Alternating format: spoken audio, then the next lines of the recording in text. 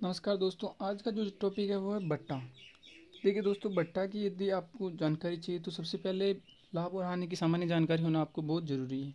यदि आपको लाभ और हानि की सामान्य जानकारी नहीं है तो आई बटन में आपको लिंक मिल जाएगा, उस वीडियो में देखकर आप सामान्य जानकारी ले सकते हैं। देखिए, इसको कैसे हल करना, बहुत आसान विधि से। एक दुकानदार एक घड़ी पर 25% या 20% की दो क्रमिक छूट देकर 480 रुपये में बेचता हो तो उसका अंकित मूल्य क्या होगा। सबसे पहले देखो, ये जो प्रतिशत का मान, बट्टा का मतलब क्या होता है, छूट। क्या होता है, छूट या कमी, मतलब किसी भी वस्तु में क्या हो रही है, कमी हो रही है। बेटा मतलब यही होता है, सीधा सा ये चीज़ समझना है। सबसे पहले देखो, 25% की क्या दे रहा है, छूट, और 20% की छूट। तो सबसे पहले आपको ये मालूम होना चाहिए 25% का मतलब क्या होता है, 1/4। ठीक है, मतलब पहले 4 रुपये था तो अब 4 से कितने रुपये हो गया, 3 रुपये। ठीक है दोस्तों, वैसे 20% का मतलब क्या होता है, 1/5। मतलब पहले 5 रुपये था तो अब 5 रुपये से कितना हो गया दोस्तों, 4 रुपये। ठीक है, अब इन दोनों का आपको मल्टीप्लाई करना है, 5 चौक 20 और 3 चौक 12।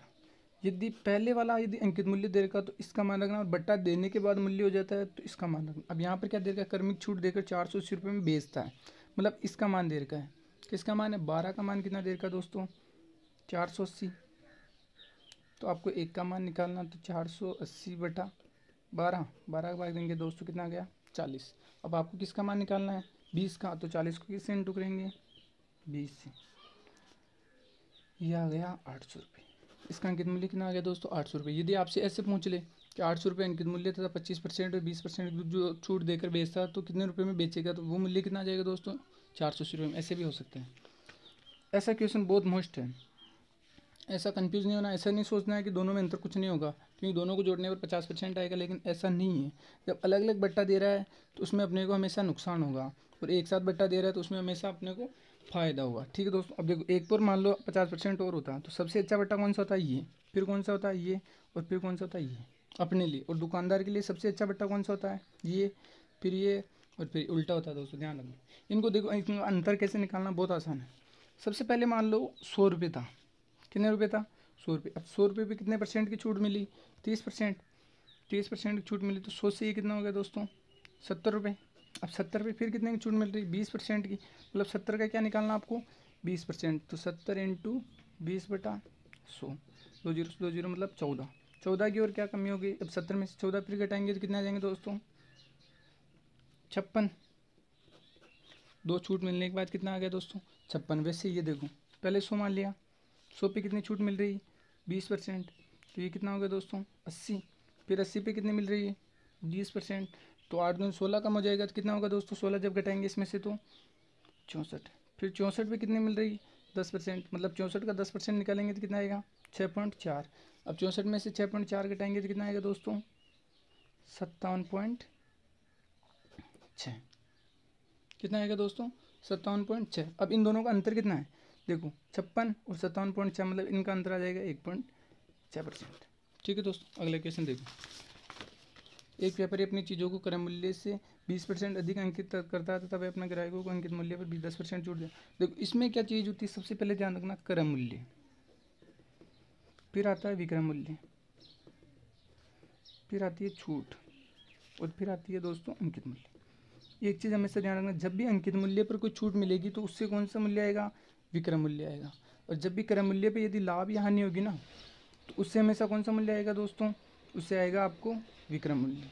ठीक है, देखिए दोस्तों, एक व्यापारी अपनी चीज़ों पर क्रय मूल्य से 20% अधिक अंकित करता है। तो क्रय मूल्य मान लो 100 रुपये, अब 20% अधिक अंकित कर रहा है तो 20% 100 का 20% 20, तो ये कितना हो जाएगा, 120 रुपये।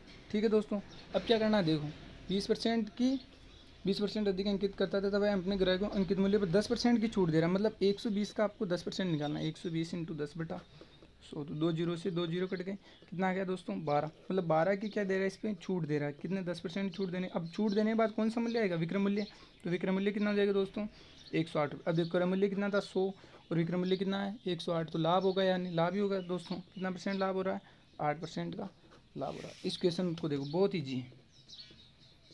कंसेप्ट क्लियर होंगे तो आप बट्टा और लाभ आने का हर एक पर्सन आसानी से कर सकते हो। एक व्यापारी किसी वस्तु के अंकित मूल्य पर 20% छूट देने के बाद भी 8% लाभ कमाना चाहता है, तो बताओ क्रय मूल्य को अंकित मूल्य से कितना प्रतिशत अधिक रखेगा। सबसे पहले देखो, ऐसे क्वेश्चन में क्या करना है, क्रय मूल्य मान लो 100 रुपये, ठीक। अब लाभ कितना कमाना चाहता है, 8%। मतलब विक्रय मूल्य कितना होगा दोस्तों, विक्रय मूल्य होगा यहाँ पर 8% का मतलब 108 रुपये। ठीक है, अब क्या कह रहा है देखो, अब दे रहा है छूट। छूट कितनी दे रहा है? 20%। ठीक है दोस्तों, अब 20% अधिक अंकित कर रहा है, क्या करना पड़ेगा? 20% छूट देने के बाद क्या होगा देखो, अब अंकित मूल्य कैसे निकालना है इसमें, समझो इसको। अब देखो इसके ऊपर 20% छूट मिली हुई है, मतलब ये 100% का मान नहीं है, ये कितने परसेंट का मान है? 80% का मान है। कितने परसेंट का मान है दोस्तों? 80% का मान। 80% का मान जब 108 है तो 100% का मान निकालेंगे आसानी से।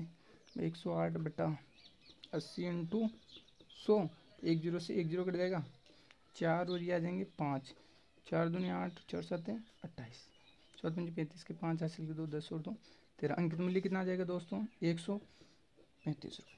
बस ये चीज़ आपको समझनी होगी। ठीक है दोस्तों, वीडियो अच्छा लगा हो तो लाइक कर दीजिए, चैनल पर नए हैं तो सब्सक्राइब प्लीज़। थैंक यू दोस्तों।